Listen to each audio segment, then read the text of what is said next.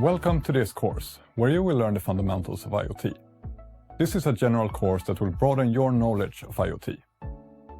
With this course, you will gain a better understanding of what IoT is, how it utilizes smart applications and smart devices to create value for your customers. We will explain IoT without going into the technical details. And when you have completed this course, you will be better suited to understand how IoT can fulfill your customers' needs and create new business opportunities.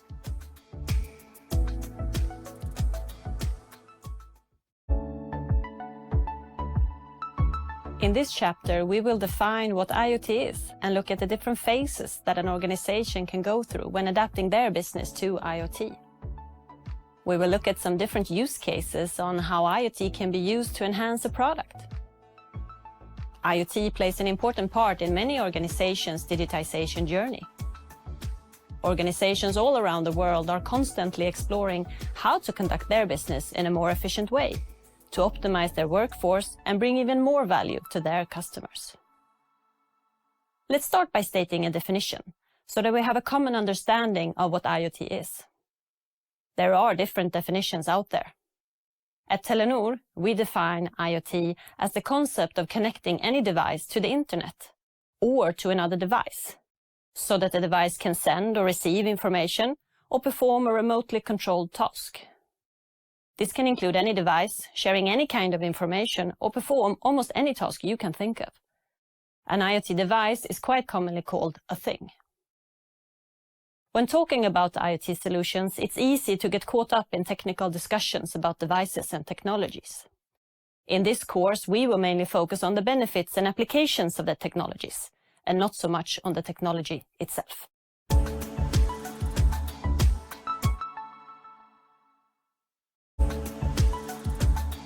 Now let's look at how a business can utilize an IoT solution.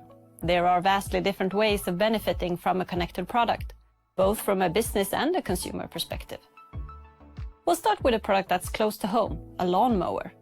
Let's take a quick look at the benefits Husqvarna discovered by connecting their premium mowers with IoT.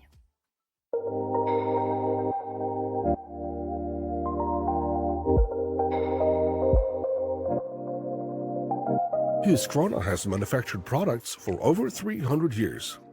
Today, they make a line of connected robot lawnmowers. With our IoT solutions, Husqvarna has reduced maintenance and warranty costs. Husqvarna has added customer engagement.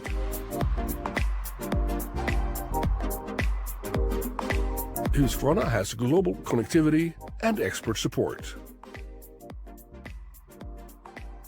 Why choose Telenor Connection? IoT made easy. By adding IoT to their existing product, Husqvarna were able to substantially improve their customer engagement. By providing an app to control the mower, Husqvarna also got a direct communication channel to their end consumers, where they can offer support and timely offers on spare parts. With access to sensor data that can predict issues, Husqvarna can deploy preventive measures that decreases maintenance and warranty costs, as the problems can be corrected before they occur. A great benefit for both Husqvarna and their customers, who can rely on their mowers for years to come. Our next example might raise some eyebrows, but a connected ice cream machine can give you a whole lot more than you might expect.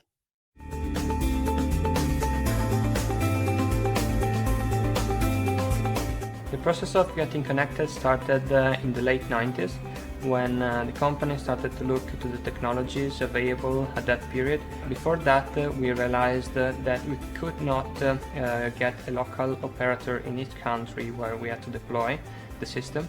So we started to work with Telenor Connection to get a global connection of our machines. Carpigiani was founded in 1946 by the Carpigiani brothers, who found out the way to automate the process of the production of the ice cream.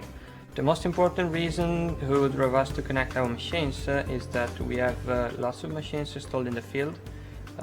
We estimate in the hundreds of thousands. We wanted to cut some costs for the service, after-sales service.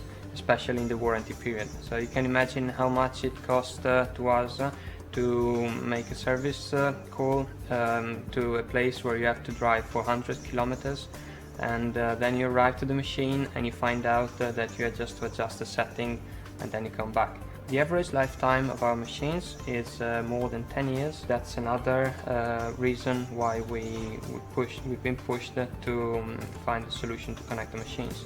Then last but not least, we had many problems in the past to get information during field tests of prototypes about their performances.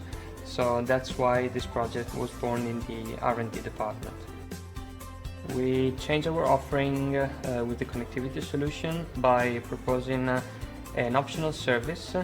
Our connectivity solution is called Teorema. The process gave us lots of learnings.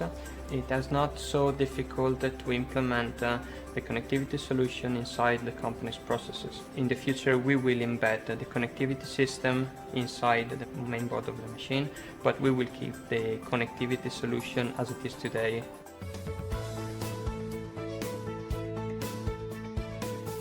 The process took us lots of gains.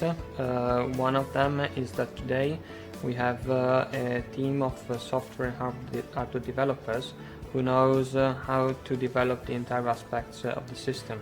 And I think that using some analytics tool and on the data that we collected till today, we can give a better service to the customer in order of preventive maintenance and so on. We tried in the past many different connectivity solutions, which can be the Wi-Fi, the Ethernet and many more, but the only one who gave us a successful product is the cellular solution.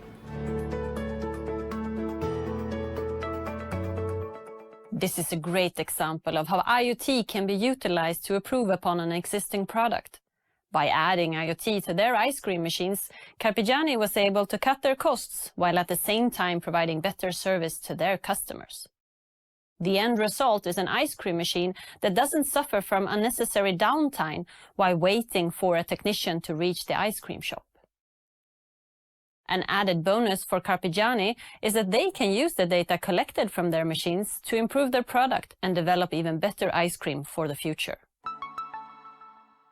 Next up, let's talk a bit about how the automotive industry has benefited from introducing IoT into their products. The automotive industry was among the first to adopt IoT, creating well-known services like automatic emergency calls when the car is in an accident. At the same time, the manufacturers started collecting sensor data for their own benefit. Over time, the cars have been equipped with more and more sensors, and the data is made available to the end user. This is how the car manufacturer expands their offer, moving into providing data-driven services.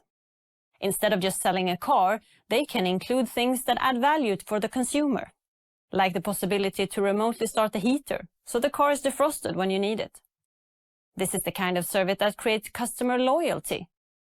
And introducing apps to control your car also gives the manufacturer direct access to the consumer, which they have previously not had. But additional services are not only targeted at the consumer. There are also business-to-business examples, like the fuel planner, ensuring that the truck doesn't drive around with more fuel than needed, or tracking of running hours and performance data, so that the logistics company can plan a preventive service when it's convenient, ensuring that the truck doesn't break down but can fulfill its planned deliveries. There are many more examples, and as the automotive industry is moving towards self-driving cars that are shared instead of owned, new use cases will keep appearing, possibly shifting the car product into a mobility service. This concludes the first chapter describing what IoT is. Now you know how IoT can be used with different levels of integration, and how this in turn can be used to create value for both the end customer and the manufacturers. Let's move on.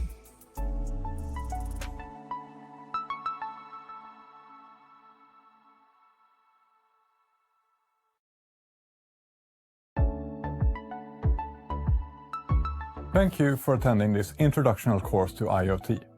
You are now taking your first steps to become an IoT expert.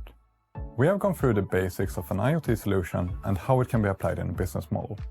We have also looked into the different phases that can make up an IoT journey and how it may look in different use cases. The opportunities to extract value from connected devices and data is unlimited, and more is still to come in the future. We hope that you have learned a few things about the concept that is IoT.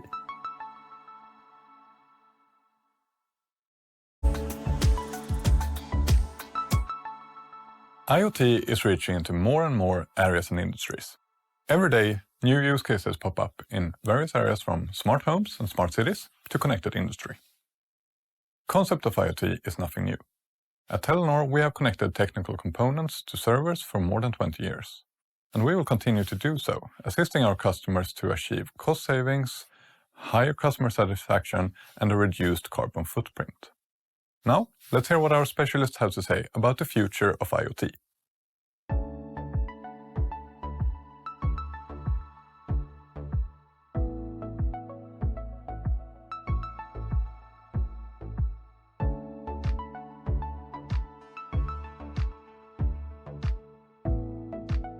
I actually think that all sectors will be influenced in one way or another. And I think that the biggest move will be from the traditional product companies that are going to go into services. This is a trend that has been ongoing for quite some time now, and IoT and connectivity is an enabler for that. So many companies today, they are still selling products to which they are adding connectivity, but they're still selling a one-off product that will come with a cost. While they are doing that transformation towards a more service-like business model, instead of there are plenty of examples where it's happening right now, and I would say that mobility and automotive is where it has happened already, where you have your rental cars, you have your fleet of devices, you have your Link & Co's and the what's not that are already providing connectivity as a service or mobility as a service. You don't buy a car, you buy something that will transport you from A to B, and that happens to be a vehicle that you're in.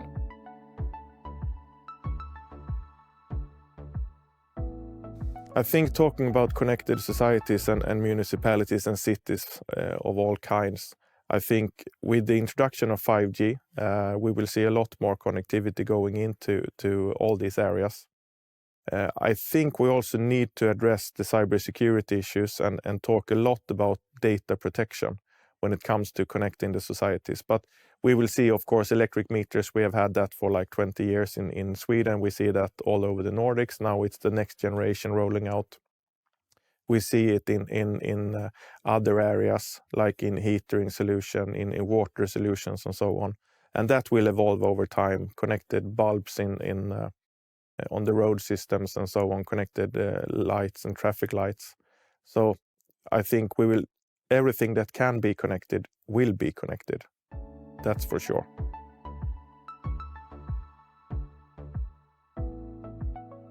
I would guide the customer to focus on where their value is. And the value is in the vertical where they play. I would tell them to get the connectivity out of the box, get the modem and the stuff like that, get something that is common off the shelf, buy yourself something like the cloud proposition that we have from Telenor Connection, get it from us or someone like us, and start building the value where you have it. Because what we are providing as a service with IoT Cloud, with Connect, and the devices that we add to that are standardized more or less. Don't spend effort on that. Buy that off the shelf. And then start your innovation where you add your money, or where you have your product and where you have your IPRs and where you have your competence.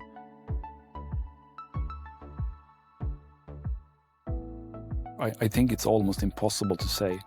On one hand, 5 years sounds like a long time in the future. At the same time, it's only 5 years. I think it's easier to reflect back on what will not and think what used to be 5 years ago and what isn't there today. So take a simple service like linear TV. I think linear TV will still exist, but it will not be used. It's only some few people that will use that. The youth, they will absolutely not use that in 5 years from now. They won't even remember that something like linear TV existed. So the question then is, what is it that we have today that will not be used in 5 years from now? For instance, I don't think that the pieces that we work with today, requiring all that power that we have in them today, will be there at all. I think all the application will sit in a cloud environment somewhere, and we will be working with cloud-based softwares. And the same goes for basically all the services that we are using in one way or another.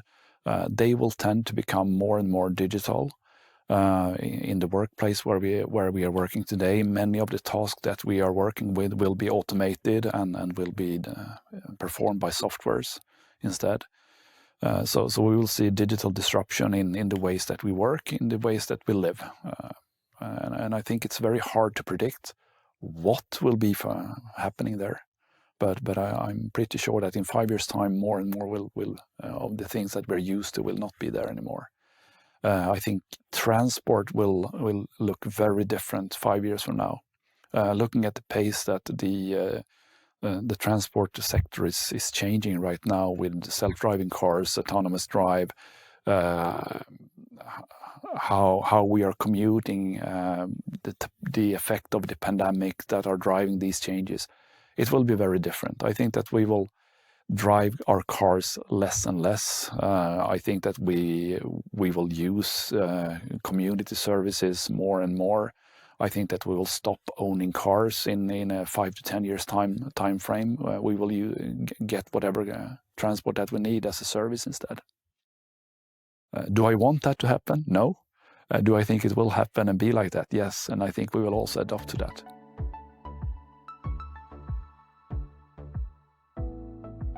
I think you can look at this from both angles. If you look at, for instance, Tesla, they are a really good example of where you come from digital and building a physical product. And on the other hand, you have Volkswagen and others having really good knowledge about the physical product and enabling IoT and digital solutions afterwards. So they come in two different directions.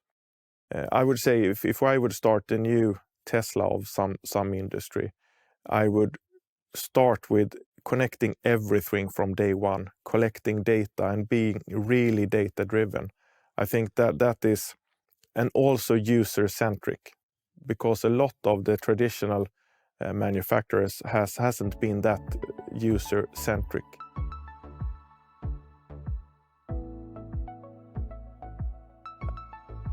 One of the most crucial things is finding the right partner. You can spend a lot of time on strategy. You can do that, absolutely. And that is, of course, important. But I think it's important to start getting going, start to trial. So I would argue that you need a partner, hopefully us, but if not, a really good partner to start trialing with.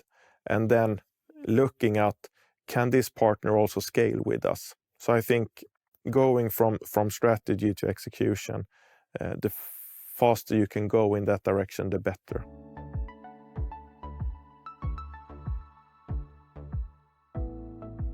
I think IoT will be a crucial part of building a more sustainable future. Everything around us will be connected. You can spare resources. You can put people at work in other tasks. So, and you can automate a lot of the processes that is today manually handled. So I think connecting the forests, connecting the cities and so on will play a crucial part in building a more sustainable future. And I also think that a lot of other topics like edge compute and so on will play a part there. You can't transport the data to a cloud in the US or in the Central Europe or something. You have to do it at the edge. So I think IoT will play a crucial role when it comes to building a more sustainable future.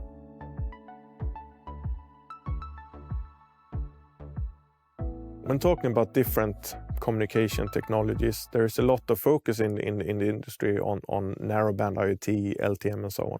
I think that is mainly driven on power consumption.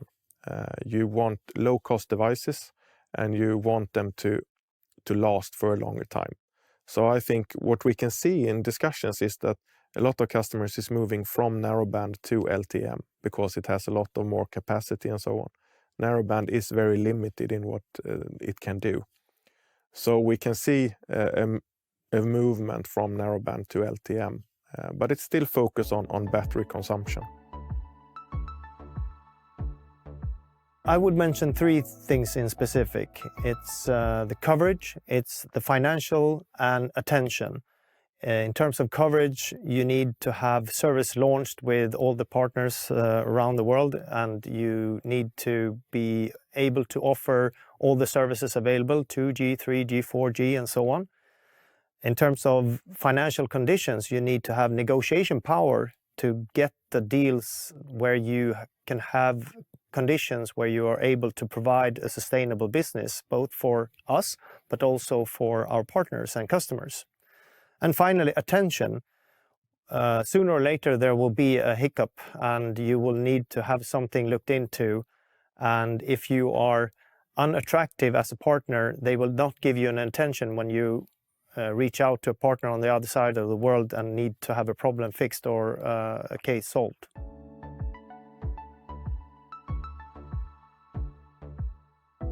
To summarize, I would say we have a lot of potential. We need to work together, better together, to make this happen. I think there is a lot of things happening now with the 5G rollout, all of the connected businesses that is building up. So I think the potential for us going forward is really, really big. Now you have heard what our IoT specialists have to say about the future of IoT. We see new types of industries and businesses adapting IoT in new ways all the time. At Telenor IoT, we work closely with industry-leading partners to enhance value for our customers. Together, our combined strength enables us to overcome every challenge facing businesses today, from the device hardware, connectivity options, and cloud worldwide.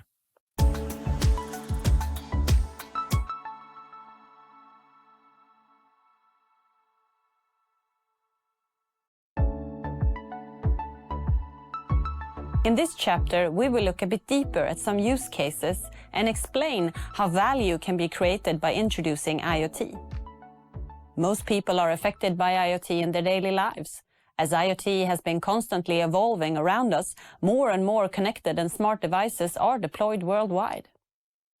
We have seen some examples of how connected devices can create value by lowering costs, increasing customer satisfaction, and creating revenue streams. And let's not forget how the data collected from the devices can be used to develop even better products. At Telenor, we have seen many examples of how our customers have been able to accelerate their business and improve their brand awareness with the help of IoT. Let's look a bit deeper at some use cases detailing the value that has been generated by introducing IoT. What value did Carpigiani create by connecting their ice cream machines with IoT? For Carpigiani, this was mainly a cost reduction use case, where remote troubleshooting limits the need of international on-site service visits. Providing quick remote resolution for most customer inquiries also means that Carpigiani enables its customer to quickly get back to producing delicious ice cream. But the solution also includes data collection, which enables Carpigiani to extend the lifespan of their product. All those data points can be analyzed and used within product development to create high-performing, long-lasting ice cream machines. The IoT connectivity enables remote troubleshooting as well as the possibility for over-the-air software updates, which means that Carpigiani's customer can expect their ice cream machines to last for many years, producing delicious, more sustainable ice cream all around the world.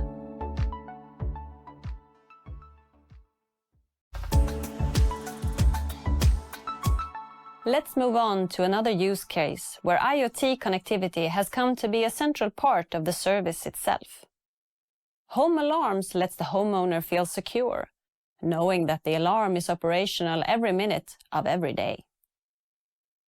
In the old days, the home alarm product might have consisted of a siren, alerting the neighbors that someone has wrongfully entered the house. But since many years now, we are expecting our home alarms to be connected 24/7, always on the lookout for unauthorized access as well as fires. We are buying the service of a safe home, not just a home alarm product. To be able to deliver the safe home service, the alarm companies use redundancies. They have battery backups if the power is down and cellular connectivity in case the Wi-Fi is not working. This allows the alarm company to secure remote access to their system, enabling constant surveillance, which is at the core of the home alarm offer. For the home alarm company, the remote access is cost efficient as it allows them to still access their cameras even if the power is down. The alternative would be an on-site visit, which is both costly and extremely resource intense. So by enhancing their system with IoT, they are able to deliver a better product at a lower cost. The home alarm companies have also been seen to move further up in the phases of IoT. Over the last couple of years, we have seen home alarm companies add more and more services to their offer. The connected fire alarm and cameras, allowing the alarm company to alert the fire department if they see smoke in the house. Connected lamp switches that can be remotely controlled, giving the illusion that somebody is at home. Digital locks for the doors, providing parents with details on which kid has come home when. Home alarm companies are extending their service to give their customer an increased sense of security, which would not be possible without IoT-connected devices.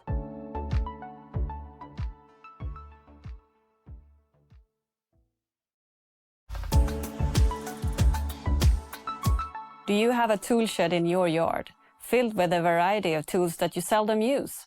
I can certainly relate to that. Instead of each of us buying all the tools, Husqvarna is providing its customer with a rental solution, where you can rent the tool you need via an app.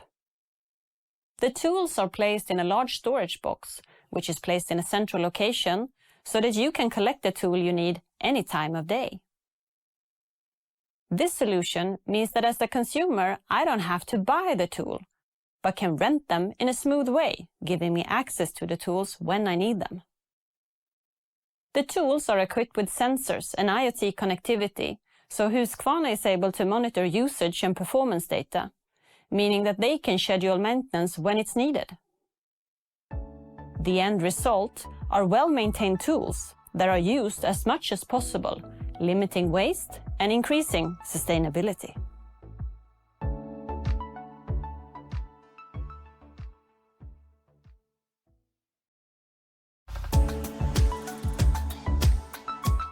Another interesting and current example is connected shipping for vaccines. COVID-19 placed an unprecedented demand on the logistics industry as the vaccines are sensitive to temperature. Caregivers as well as the supplier need to know that the temperature barriers have been kept during the delivery of the vaccines, as to not compromise their efficiency. COVID-19 vaccines are manufactured at a few locations, and the vaccines need to be distributed all over the globe. For successful vaccine delivery, precision control of transporting conditions, such as temperature and light, are crucial to safely storing, managing, and distributing the vaccines. IoT is used to connect and monitor parcels and containers, and instantly notify if the cold barrier is broken or if the temperature for any reason becomes too high.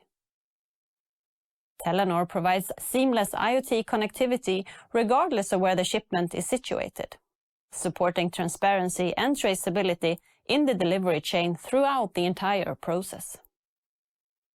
These are just some examples of use cases where IoT has provided additional value and allowed companies to further develop their offers. Next, we will dig even deeper into how IoT can change the value proposition of a product and give a few alternatives to the business models commonly used by our customers.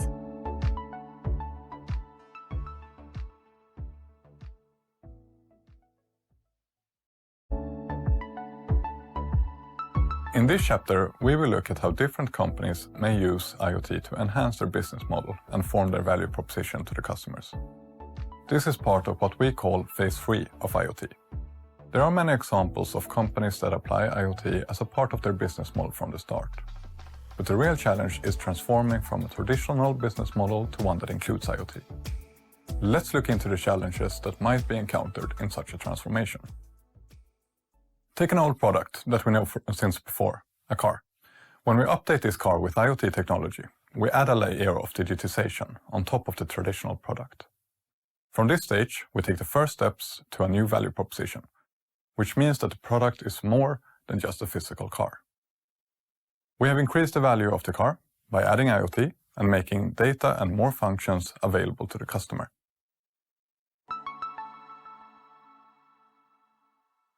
Another example could be your home alarm, where the home alarm provider is continuously adding more services to their portfolio. The home alarm and its sensors are at the core, but as a customer, you also get access to temperature data, the possibility to remotely control your lights, and much more. But how do companies apply IoT in their business model? Are there differences in how companies approach IoT and connectivity in their products? Well, yes, of course there are.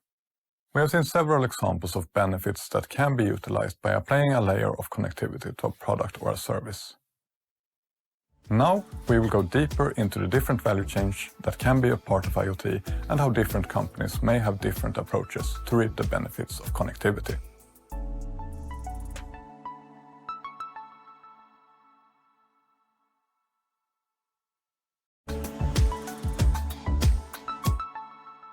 Let's go back to our example with home alarms. As most of you may know, a home alarm typically comes with a subscription model. You pay for an installation of cameras, motion sensors, and fire detectors, and then you pay a monthly fee to keep the services up and running, also covering potential emergency services. In this case, applying and adopting the benefits of connectivity is quite straightforward, as the home alarm company can adjust their pricing towards their customers according to the new value of adding a digital layer. For the alarm company, the adaptation of an IoT service can be perceived as very smooth. The business case of applying IoT is easily motivated as the service incurs an increased price for the customer, which optimally provides earnings that exceeds the extra cost. Not every use case is as straightforward as the home alarms. If you, for example, can add connectivity to an existing product, to make it a premium product within your current offering, you might be able to charge a higher price for the product, but not necessarily have the need of generating recurring income. In other words, you might choose a higher pricing, but no recurring fee for your product. The connectivity may also simply add a stickiness, or a wow factor, to your product, enabling a higher customer loyalty. Even though the benefits are nice and easily described, the business model without recurring fee can be harder to calculate in terms of return on investment. It might be hard to properly predict the revenue for soft values like customer loyalty. Let us do a comparison of how companies' reasoning may vary depending on their market approach.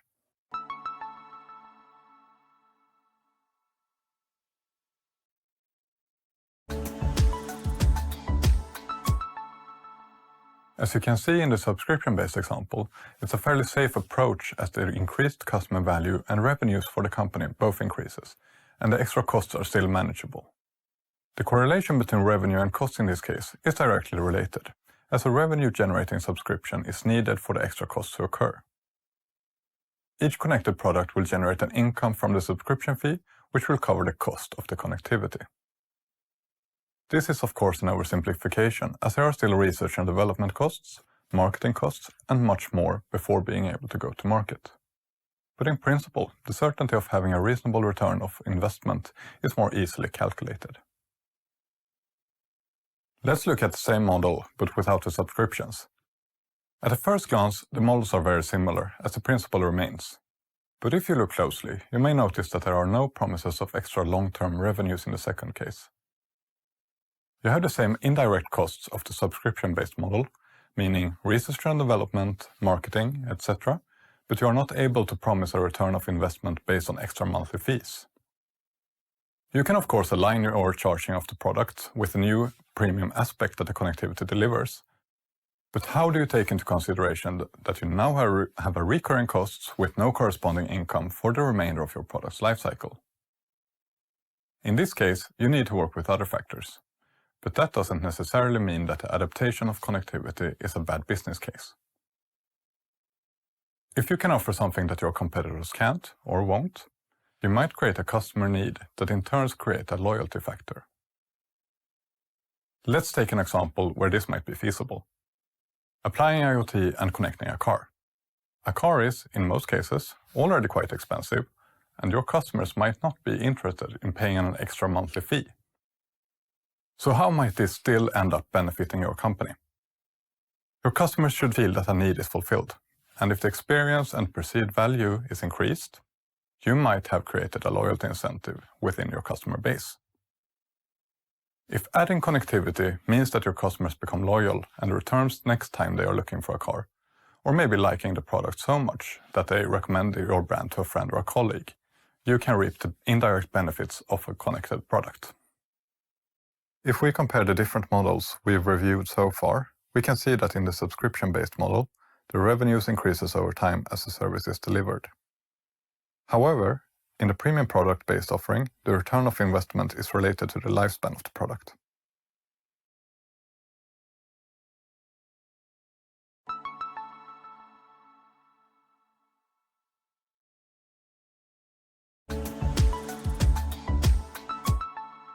So, what does this mean?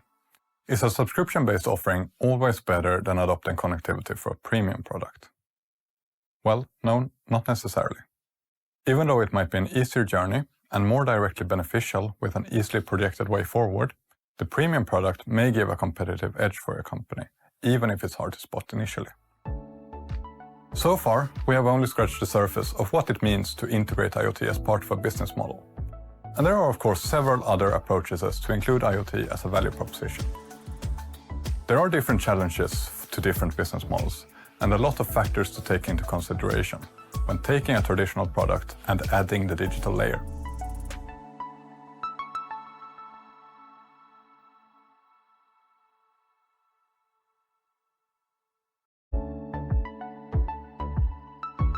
Let's look at the benefits of collecting data and how it's done and why collecting data is a big thing for most companies. With the connected products comes the possibility to gather and analyze information from the devices. The data from a device can provide valuable input when, for example, troubleshooting or identifying where a device is located. The data might also be used to predict and schedule maintenance needs, as well as finding weaknesses in the product that can be adjusted in the production process. Let's break it down into the pieces most commonly used in an IoT solution from the perspective of Telenor IoT.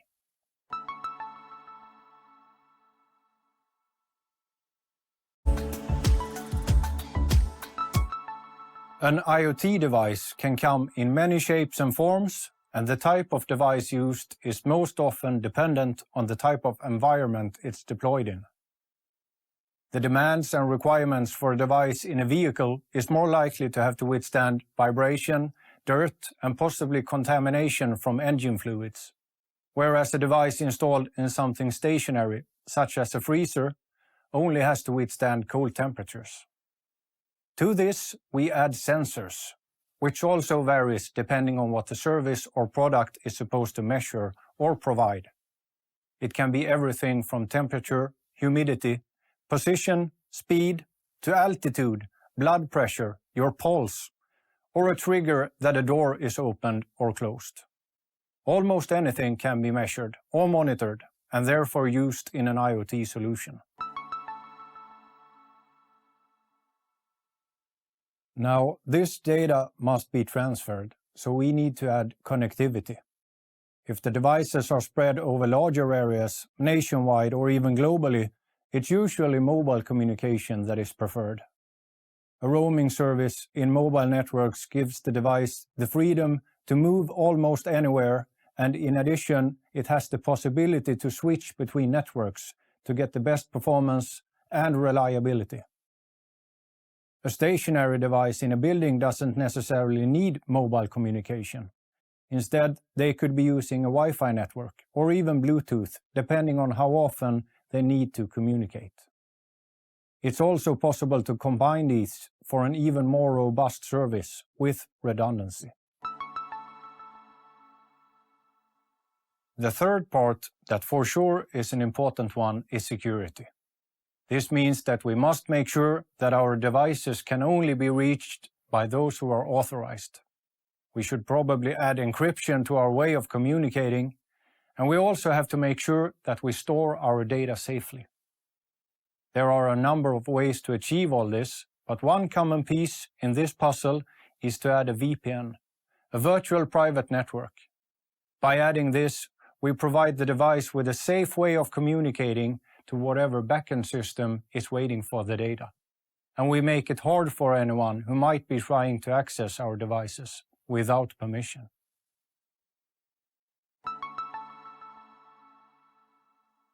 All the data from our devices has arrived in the company backend system where it's stored and ready to be processed. Now we need to extract and make use of it. Depending on the service, this could be in an app to an end user of a vehicle. It can be a service center monitoring a service for its customer, or an industrial site that needs to keep track of every single step of the production process.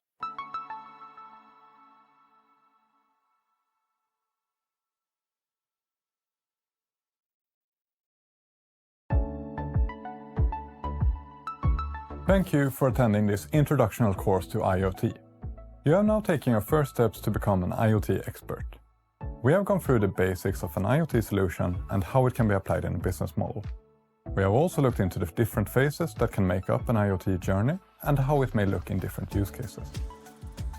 The opportunities to extract value from connected devices and data is unlimited, and more is still to come in the future. We hope that you have learned a few things about the concept that is IoT.